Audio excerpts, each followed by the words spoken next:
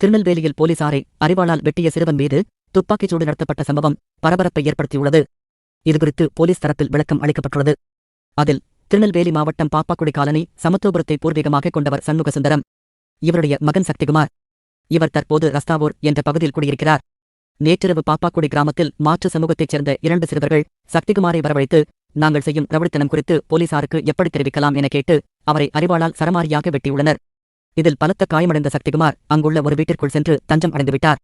இதனால் சக்திகுமாரை தேடி சிறுவர்கள் இருவரும் கையில் அரிவாளுடன் அலைந்திருக்கின்றனர்.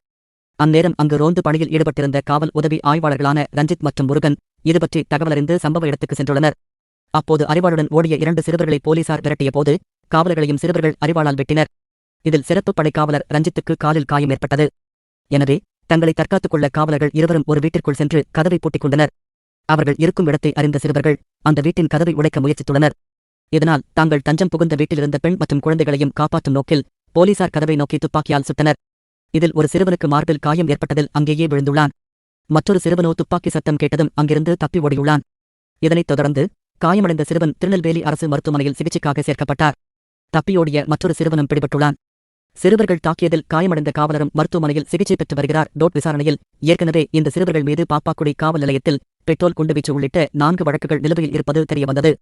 அவர்கள் மீது காவலர்களை பணி செய்ய விடாமல் தடுத்தது, அத்துமீறி வீட்டுக்குள் நுழைந்தது, பெண்ணை அவதூறாக பேசியது, பெண் வன்கொடுமை உள்பட 11 பிரிவுகளின் கீழ் போலீசார் வழக்கு பதிவு செய்துள்ளனர்.